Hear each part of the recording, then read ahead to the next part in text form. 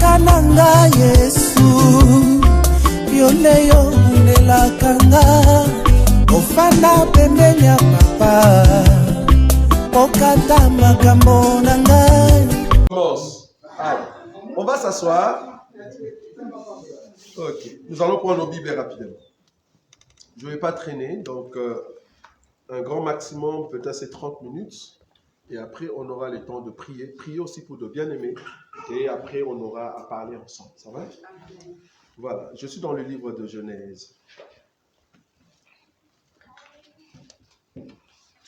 Genèse chapitre 49.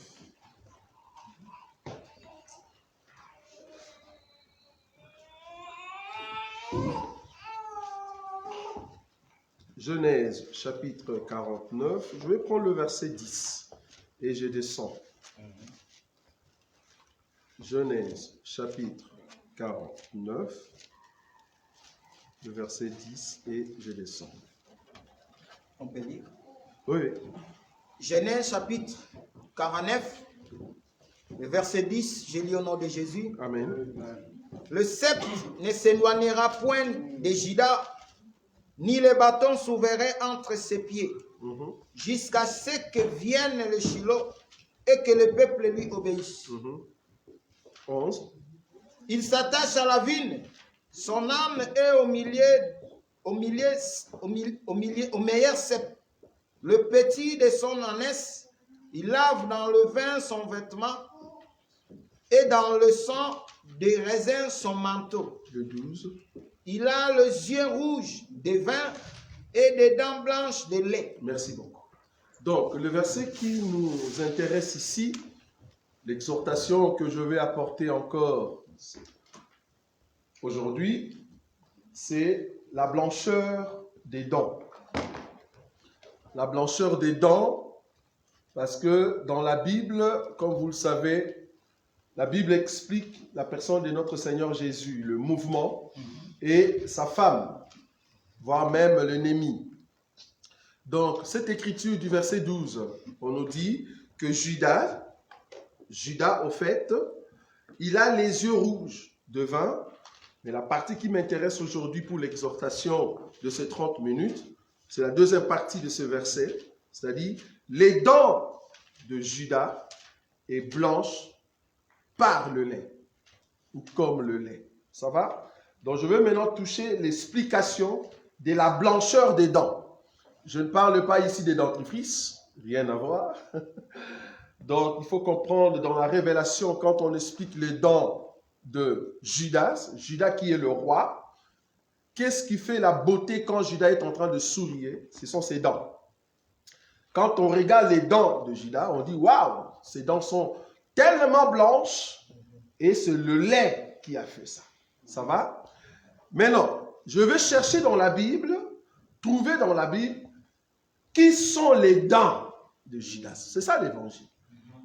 Quand Judas est en train de sourire et que ses dents lui donnent une beauté, qui sont au fait les dents dans la Bible? Je vais prendre une écriture. Je vous ai dit, je ne vais pas vous prendre beaucoup de temps. C'est Cantique des Cantiques, Salomon qui nous explique c'est quoi les dents. Les dents, au fait, dans Cantique chapitre 4, Cantique des Cantiques chapitre 4, je vais prendre une écriture ici. Cantique des Cantiques chapitre 4, je prends le verset 1er jusqu'au verset 2. Que tu es belle, mon ami, que tu es belle. Tes yeux sont des colombes derrière ton voile. Tes cheveux sont comme un troupeau de chèvres suspendus au flanc de la montagne de Galade. Le verset 2. Tes dents sont comme un troupeau de brebis. Vous voyez? Tes dents sont comme un troupeau de brebis, mais tondues. Pas seulement de brebis normales, mais il faut que ces brebis-là soient, au fait, tondues. C'est-à-dire qu'on a coupé le poil. En d'autres termes, qu'on a fait souffrir. Il faut que ces brebis-là souffrent Et quand le brebis souffre, qu'on a enlevé le poil, parce qu'il faut comprendre qu'une brebis qui est en train de marcher dans la cour, il y a de saleté qui reste sur ce poil. Maintenant, pour qu'elle revienne propre, il faut enlever le poil, c'est ça, tondre en fait une brebis. Alors ici, Salomon va dire, tes dents, ô Sinamut, ou la femme, sont comme une brebis qu'on a tondue, on a fait souffrir, on a enlevé le poil. C'est ça tes dents. Ça, vous voyez. Donc, en d'autres termes, l'homme sage est en train de nous dire que dans la révélation, les dents est représenté comme le troupeau au fait de brebis. Or, comme nous avons de troupeaux de brebis, c'est qu'il y a un pasteur. Le pasteur, c'est lui qui va amener ce troupeau. Donc, le pasteur qui amène ce troupeau-là n'est rien d'autre que la tête qu'on appelle Judas. Parce que Judas qui a les dents. Donc les dents qui ne sont rien d'autre que le troupeau, mais qu'on a tondu, qu'on a lavé, qu'on a fait souffrir. Vous voyez ça? Parce que si tu ne tonds pas la brebis sera sale. En d'autres termes, si tu ne laves pas les dents resteront sales. Donc il faut faire souffrir les dents avec une brosse, vous voyez là où je viens. Il faut faire souffrir les dents avec une brosse pour que les dents soient blanches. Vous voyez? Donc, ici, l'homme le plus sage nous dit que les dents, c'est au fait le troupeau des brebis qu'on a tondu. Ça vous voyez? Maintenant, dans Genèse, Moïse nous dit que Judas a les dents blanches par les laits. Ça vous voyez? Par les laits. Donc, ce qui rend la blancheur des dents, c'est le lait. Ça, vous voyez ça? Le lait en question, j'ai trouvé une écriture, je vais prendre ça rapidement, parce que je croyais que je pouvais prendre le lait du bœuf, hein, mais je préfère encore le lait de chèvre. Je vais prendre une écriture. Proverbe, je vous ai dit, c'est une exhortation. Proverbe, chapitre 27. Proverbe, chapitre 27. Proverbe, chapitre 27. Je prends le verset 26. La Bible dit ceci. Les agneaux sont pour te vêtir et le bouc pour payer les champs. Vous avez vu ça? Yes. Ok. Mais par contre, le verset 27. Le lait de chèvre suffit à ta nourriture, à celle de ta maison et à l'entretien de tes servantes. Est-ce que vous voyez ça? Donc, le lait, c'est la nourriture. Et ce lait vient d'une chèvre. Or, la chèvre qui est la femme du bouc, c'est-à-dire, le bouc ne s'est pas présenté, il a préféré que la chèvre vienne pour donner le lait. Or, dans la Bible, la seule personne qui nous a donné le lait, qui est venue comme chèvre, en fait de donner la blancheur à ses dents, pas à notre dent, à ses dents, parce que je suis une dent du Seigneur. Amen. Donc, pour donner la blancheur, c'est notre Seigneur Jésus. Qui a dit ça? C'est Pierre. Je vais lire une écriture et c'est là-bas que je vais exhorter une personne. Je suis dans le livre de 1 Pierre. 1 Pierre, chapitre 2. 1 Pierre, chapitre 2. Au verset 2. Le verset 2. Non, le verset 1er jusqu'au 3. Je vais lire au nom de Jésus. Oui. Rejetant donc toute malice et toute ruse, la dissimulation, l'envie et toute médisance. Tu peux t'arrêter là. Rejetons tout ça. Donc, il est en train de nous conseiller. Nous devons rejeter tout ça. C'est au fait le poil de la brebis. Je ne sais pas si vous voyez ça. Parce qu'il faut que la brebis, pour que la brebis ressemble à cette dent qui est blanche, il faut que la brebis soit tondue. Or, quand on dit rejeter toute malice, en d'autres termes, on est en train de tondre la brebis. Je ne sais pas si vous voyez. On est en train de couper les poils pour que la brebis soit propre, la dent soit propre. Je ne sais pas si vous voyez ça. Ok, on continue. Désirez, Oui. comme des enfants nouveau-nés, le lait spirituel Oui. et pur, Oui. afin que par lui vous croissiez pour le salut. Si vous avez goûté que le Seigneur est bon. C'est point. Je ne sais pas si vous voyez. Non, c'est bon. Donc, le verset 2 dit ceci. Désirez comme des enfants nouveau-nés le lait spirituel et pur, afin que par lui, le Seigneur, par lui, vous croissiez pour le salut, si vous avez goûté que le Seigneur est bon. C'est ça. Comment nous allons goûter le Seigneur? C'est parce que le Seigneur, nous qui sommes dedans, il a pris le lait qu'il est lui-même, il a commencé à brosser ses dents. Est-ce que vous voyez ça? Toi étant une dent, le Seigneur doit brosser ses dents avec du lait et c'est ça qui permet que les dents deviennent blanches. Donc pour aller au ciel, pour participer dans l'héritage de Judas, pour que tu sois la dent qui est dans le corps de Judas, tu dois accepter que le lait passe sur tes dents.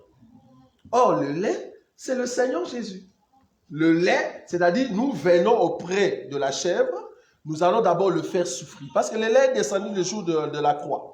C'est à la croix que le lait est sorti. Est-ce que vous comprenez ça? Parce que pour prendre le lait dans le sein de la chèvre, il faut faire souffrir le sein. Est-ce que vous voyez ça? C'est à la croix que Jésus a fait couler au fait le lait. Est-ce que vous voyez? La parole est sortie de notre Seigneur, c'est à la croix. Sinon, les saints seront là, mais le lait ne sort pas. Pour que le lait sorte, il faut que les Romains viennent frapper les saints. Et c'est comme ça que les bébés que nous sommes, nous pouvons profiter du lait. Est-ce que vous voyez? Donc, la blancheur des dents ici n'est rien d'autre que la vie de la pureté. Amen. Nous qui sommes enfants de Dieu, nous qui sommes peuple du Seigneur, nous avons besoin de la pureté. Pourquoi je veux exhorter une personne? Les événements qui se passent maintenant dans le monde, ça nous prépare à rentrer à la maison. Tout ce que vous êtes en train de voir, la montée de l'Apocalypse chapitre 12, on nous parle d'un dragon rouge. L'écriture est claire, on nous dit c'est un dragon rouge. Or, les dragons rouges, c'est toute une organisation, une armée qui est en train de se préparer et qui ont des drapeaux rouges. Je ne sais pas pourquoi. Supposons. Mais le but, c'est de faire couler les sangs. Ça, vous voyez, c'est là. Les dragons rouges se préparent. Ils vont commencer à attaquer petit à petit. Est-ce que nous sommes déjà à la 3e guerre mondiale? Pas encore. Parce qu'avant que la guerre soit déclenchée complètement, c'est-à-dire qu'on commence à attaquer partout, il faut que toi et moi nous partions. Mais comment tu vas partir si le Seigneur ne brosse pas ses dents? Si le Seigneur ne brosse pas les dents, s'il ne prend pas le lait, c'est pour ça que nous avons besoin de l'enseignement. Je vous ai toujours dit, tu ne peux pas aller au ciel sans enseignement. Et tu ne peux pas dire, je vais avoir l'enseignement seul à la maison. Tu ne sauras pas. Parce que cette fraternité, comme l'a dit mon frère Israël, ça nous manquait. Amen. Vous savez, la fraternité, ça aide beaucoup à comprendre la grandeur dans le Seigneur. Amen. Nous sommes restés 2 ans, c'est vrai, on était virtuels, c'est bien. Mais cette fraternité, je vous dis, ça nous manquait. Amen. Que Dieu soit loué pour cette grâce. Donc, Dieu ne peut pas t'amener au ciel s'il ne te lave pas. Il a une brosse, gloire à Dieu. Tu es la dent du Seigneur, gloire à Dieu. Tu dois accepter que la brosse passe sur toi avec le lait. Très important. Et c'est comme ça que tu seras propre. Parce que la guerre de la Russie qui commence, avec tout ce qu'on est en train de voir au Congo, j'étais étonné, il y a 2 jours, de voir de bêtises qui commencent à monter au Congo. Des choses bizarres. Et quand on disait que ces gens-là, ils n'étaient pas des hommes de Dieu, les gens ne nous croyaient pas. Parce que même aujourd'hui, le matin, on a encore pris un monsieur qui était en train de comploter comme contre un autre. Lui aussi étant pasteur, il complote contre un pasteur. Donc ces choses-là doivent monter. Parce que rien de caché restera caché. Amen. Il faut que cela soit révélé. Il faut que cela soit révélé. Et c'est grave, ces choses arrivent parce que le pouce doit monter. Je vais toujours souligner cette chose, Matthieu, je vais terminer par là. Que Dieu nous aide parce qu'il nous a remis encore dans la salle. Il est fidèle. Amen. Matthieu chapitre 25. Remarquez cette écriture, peut-être beaucoup n'ont pas vu quand ils lisent cette écriture. Matthieu chapitre 25, le verset 6. Non, le verset 7. La Bible dit ceci. Alors, toutes ces vierges, elles étaient toutes vierges. Je souligne ça. Elles étaient toutes vierges. Toutes ces vierges se réveillèrent et préparèrent leurs lampes. Nous tous, en ces temps ici, nous préparons nos lampes. Et si tu es église, tu es une vierge. Gloire à Dieu. Mais regarde la différence. La différence entre ceux qui se disent chrétiens. Pourquoi ils vont rater l'enlèvement? C'est ça, c'est cet élément ici. Le verset 9, pardon. Non, 8 d'abord. Le folles dirent aux sages, donnez-nous de votre huile, car nos lampes s'éteignent. Je m'aurais signalé quelque chose. Nous tous étant vierges, nos lampes s'éteignaient, nous tous. Nous tous. J'aime ça. Étant chrétiens, nos lampes, nous tous, s'éteignaient. Mais la différence entre les autres et nous, dans notre poche, dans notre chibessière, nous avons la réserve d'huile. Quand je vois la lampe commencer à s'éteindre, je prends l'huile, je rajoute. C'est ça la différence. Donc si les autres vont rater l'enlèvement, c'est parce qu'ils ne savent pas comment rajouter l'huile. Parce qu'avant que les seigneurs viennent, il faut que l'église brille davantage. Amen. Nous devons prier. Remarquez le verset 9. Les sages répondirent, non, il n'y en aura pas assez pour nous et pour vous. Allez plutôt chez ceux qui en vendent et achetez-en pour vous. Pendant qu'elles allaient acheter, le pou arriva. Celles qui étaient prêtes entrèrent avec lui dans la salle de noces et la porte fut fermée. Le pou, quand il viendra, il va regarder qui sont ceux qui ont la lampe allumée. Or, pour que la lampe soit allumée, il vous faut la réserve d'huile. Or, la réserve d'huile n'est rien d'autre que l'enseignement. Si tu n'as pas l'enseignement et que tu n'es pas mature dans cet enseignement, tu vas rater l'enlèvement. Tu vas rater l'enlèvement. En tout cas, il y a 2 mois passés, personne ne pouvait dire que non, la Russie va se lever et il va affronter les États-Unis. Voilà. Personne. De la même manière, tu vas te réveiller un jour. Si tu n'aimes pas cet évangile, si tu n'aimes pas la parole de Dieu, on va te dire, il y a eu une disparition sur la terre. Les gens sont partis. Tu vas te dire, oh, donc ces choses-là étaient vraies. Oui, c'était vrai. J'ai été étonné. J'ai dit, ces choses se passent sur la terre, mais apparemment, les gens ne voient pas. J'ai vu des dessins animés. Dessins animés, c'est ça, non? Oui. Dessins animés qu'on appelle Simpson. Si c'est Simpson. Ces messieurs-là, je ne sais pas, est-ce qu'il faut l'appeler prophète, oui ou non? Bon, prophète dans le monde. Beaucoup de choses qu'il a mis dans son film là, ce sont des choses qui se réalisent. Je dis, mais attendez, ou soit nous voyons, mais nous ne voulons pas croire. Il a dessiné des messieurs qui n'étaient pas encore prêts pour passer dans leur pouvoir, mais quand la chose est arrivée, il dit, mais comment est-ce qu'il a vu la face de ces messieurs alors qu'il avait décidé 20 ans passés? Ce sont des francs-maçons qui ont, au fait, l'avantage sur le temps. Mais nous, enfants de Dieu, on s'est dit, oh, Jésus-Christ, bon, il viendra, c'est vrai. Mais tu es en train de perdre le temps. Et j'ai même vu dans ces films-là, il nous a montré la bête. Si vous regardez bien dans ces films, il nous a montré la bête.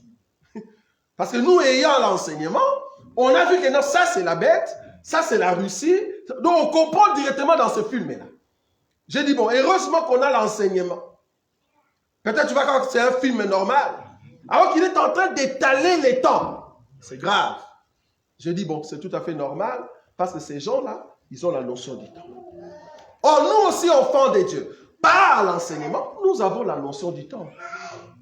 Parce que bientôt, si seulement cette guerre va commencer, va aller trop loin, ils vont aller au fait siéger contre Israël. Or, la Bible dit, quand vous allez voir que Israël commence à être investi, préparez-vous parce que nous devons partir. Pour le moment, ils n'ont pas encore commencé. Mais bientôt, ils vont commencer. Parce que l'Iran s'est dit, moi je suis déjà du côté de cet homme-là. Je suis déjà du côté de cet homme-là. Donc il suffit qu'on me donne go. Je commence ici en Israël. Vous voyez? Les temps. Si Dieu permet qu'on revienne comme ça, peut-être Dieu veut rajouter une maturité dans votre foi. Parce que moi je me disais, peut-être le fait qu'on est resté à la maison, le Seigneur reviendra et puis nous allons partir. Mais le Seigneur a permis qu'on revienne ici, c'est parce que Dieu a encore un autre plan. Il veut te rassurer que prépare, arrange ta vie. Si tu es une dent pour le Seigneur, laisse que la brosse du Seigneur passe sur toi. Oh, cette brosse, qui est le Seigneur Jésus lui-même, avec le lait, parce qu'il n'utilise pas de dentifrice, il utilise en fait le lait. Avec le lait de la parole, permet que la parole puisse te toucher, même si ça va faire mal. Il y a des moments où tu brosses, tu as du sang. C'est normal. Mais le but ici, tu veux que les dents soient propres. Permets que le Seigneur puisse te brosser comme il faut. La brebis tondue. Vous voyez? Qu'on est en train de enlever le poil. Bien que la parole fait mal, ça nous prépare à rentrer à la maison, bien aimé. Et nous allons rentrer à la maison. Amen. Amen. Si nous rentrons dans des salles comme ça, c'est parce que le Seigneur veut rajouter la maturité dans ta foi. Et Dieu veut te préparer pour que tu rentres à la maison. Amen. Amen. Nous avons nos yeux fermés. Tu vas dire un mot au Seigneur Jésus. Tu vas juste te recommander, dis Seigneur, j'ai besoin que tu fasses de moi ce que tu veux. Recommande-toi entre les mains du Seigneur en lui disant, Seigneur, fais de moi ce que tu veux. Je ne veux pas marcher comme je veux, mais je veux marcher comme toi tu veux. Commence à prier maintenant. Élève la voix. Que le Seigneur puisse t'amener sur son chemin. La Bible dit que la porte étroite, c'est là-bas que les gens ne savent pas passer. Mais Dieu veut que nous puissions passer par là, nous qui sommes enfants de Dieu. Large est la porte qui amène à la perdition. Oh Dieu, nous voulons passer par cette porte étroite. Là où beaucoup de gens n'aiment pas, par la souffrance, la persécution, les injures, les insultes. Mais nous avons confiance en toi. Parce que nous avons tout pleinement en toi. Bénis ton peuple, Seigneur. Garde-nous fidèles à toi, afin de continuer la marche comme toi tu le veux. Parce que tu es celui qui lave nos cœurs, qui purifie nos cœurs. Tu laves nos pensées, afin d'enlever ce qui n'est pas de toi en nous. Si tu nous remets encore dans cette fraternité, c'est parce que tu veux que nous puissions continuer avec toi. Continue avec nous afin de voir la grandeur de ton Saint-Nom, car tu es le Dieu redoutable.